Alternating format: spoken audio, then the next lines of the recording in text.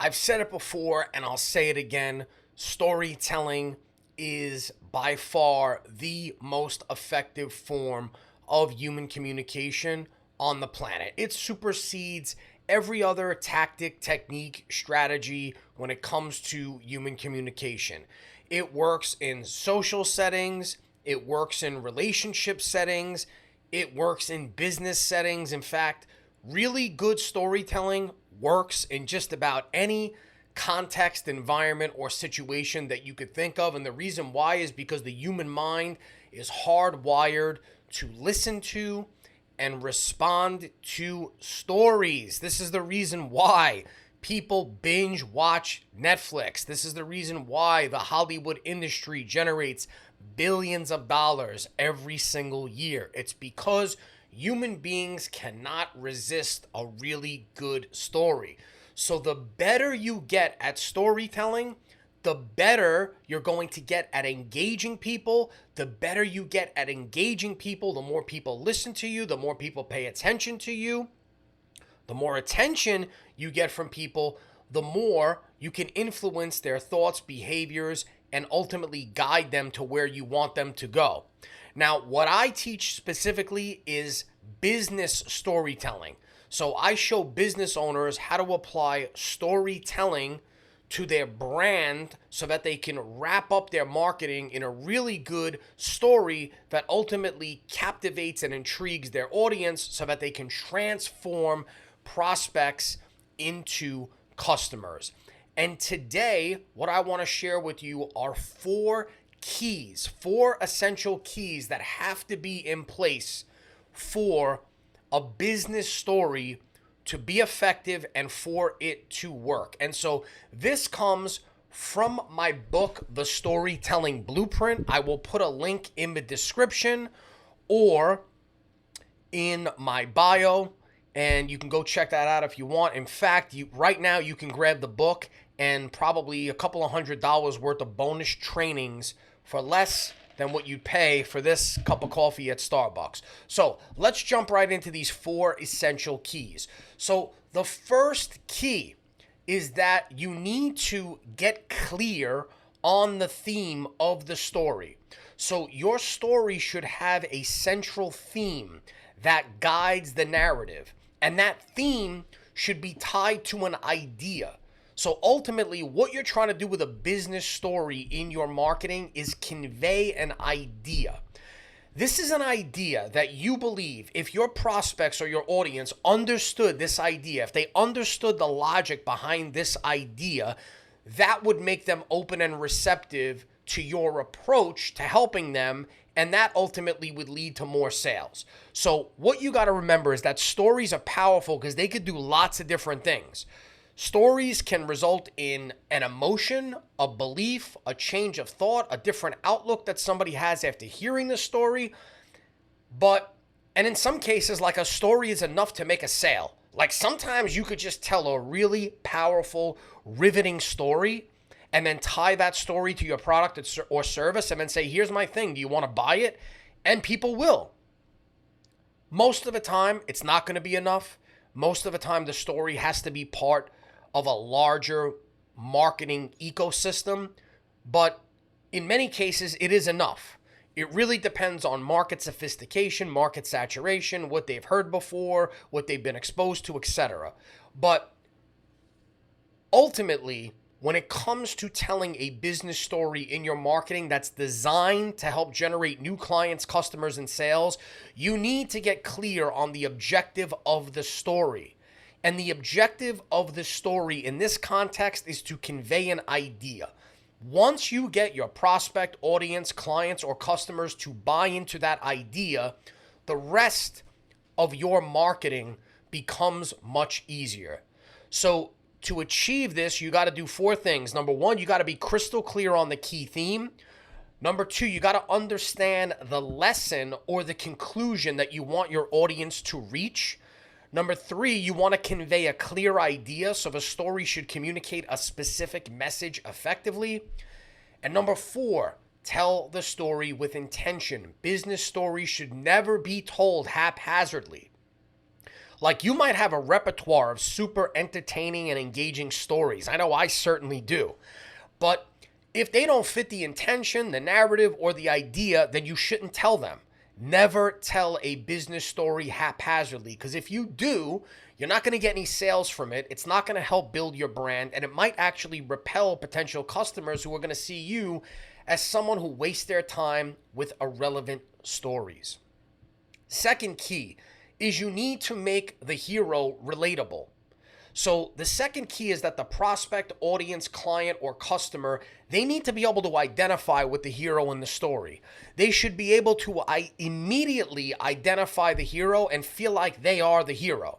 Now, I've heard other experts and thought leaders who teach storytelling say that you, as the brand owner, the guru, the expert, the teacher, should never be the hero.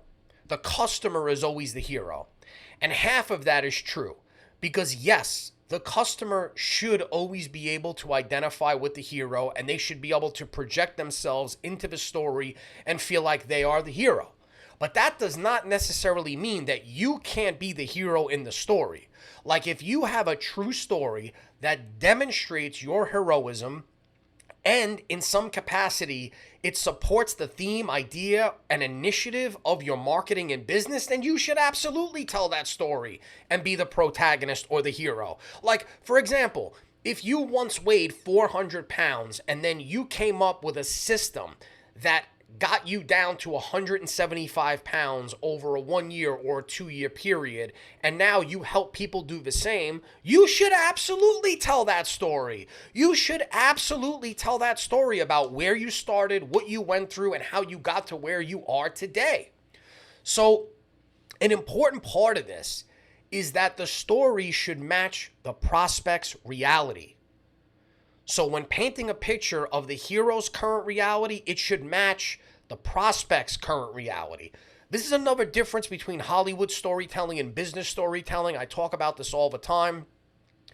But Hollywood stories are designed to entertain. Business stories are ultimately designed to convert prospects into customers. But in Hollywood storytelling, the reality of the hero doesn't matter as much. Like, you could open up a scene with a hero on a planet in a galaxy billions of miles away, like in Star Wars.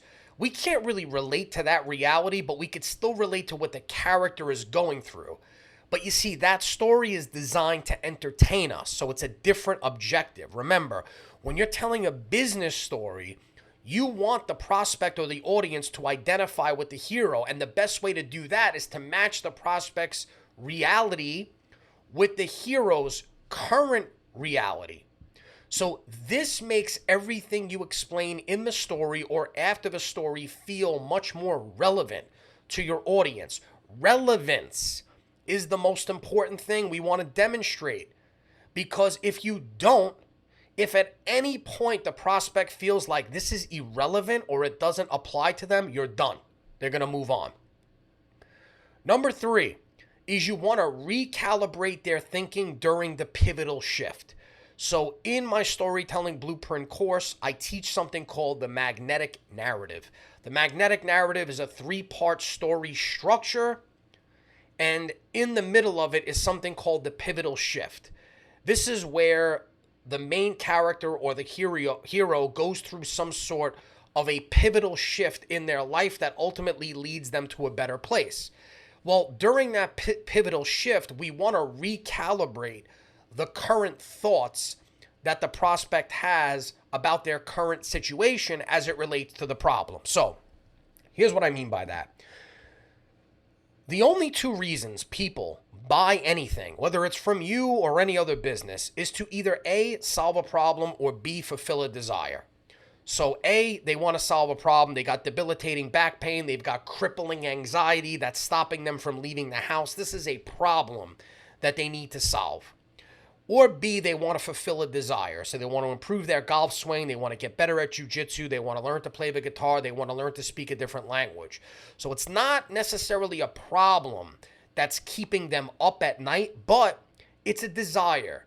It's a part of life that if they tick that box, if they fulfilled that desire, they would feel that their life would be better in some way. And so obviously they've experienced some sort of a challenge or a problem with solving the problem or fulfilling the desire. Otherwise, they wouldn't be looking for a solution because they would have already fixed the issue already. Well, because they haven't fixed that problem yet, because they haven't solved the problem or fulfilled the desire, they now have preconceived notions, beliefs, opinions, outlooks on this problem. Now, these beliefs and notions are influenced by all kinds of things. It's influenced by their experience, their history, other experts, what other experts are saying to them, the media, the news, their parents. Could be a million different things that influence the way they think about this problem. But as a result of that thinking, they only believe that there are certain options available to them.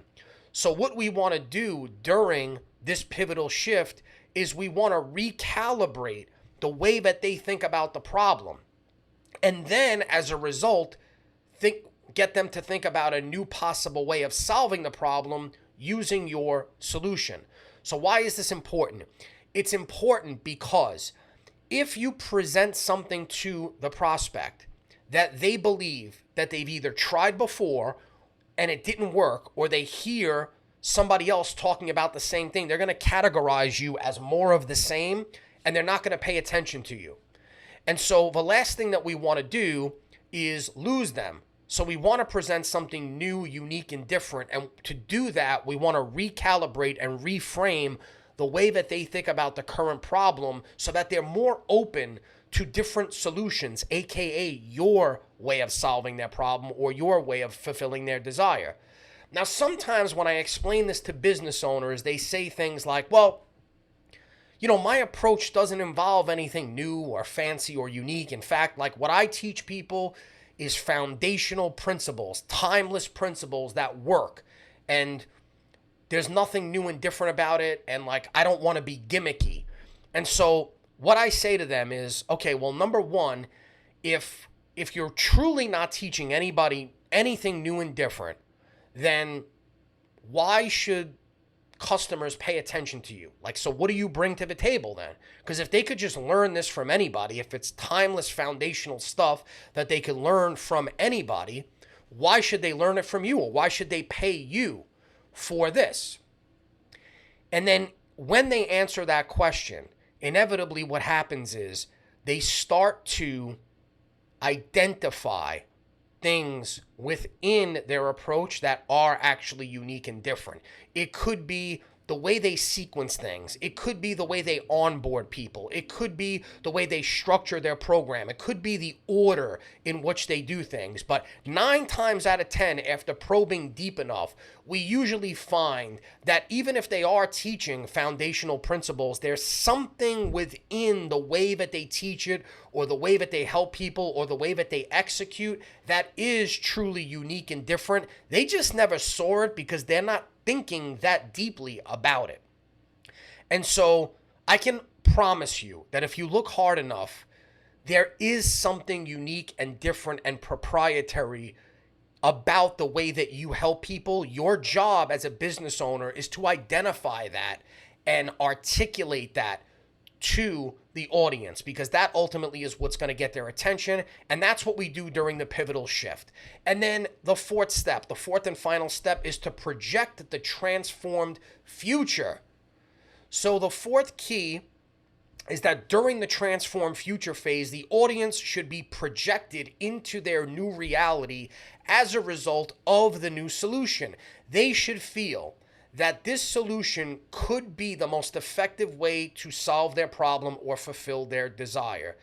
They should come to the conclusion that you decided on early on before even crafting the story. Remember, you know in advance what the conclusion is, what the outcome is, and what the ultimate idea is that we're trying to convey and to get them to accept.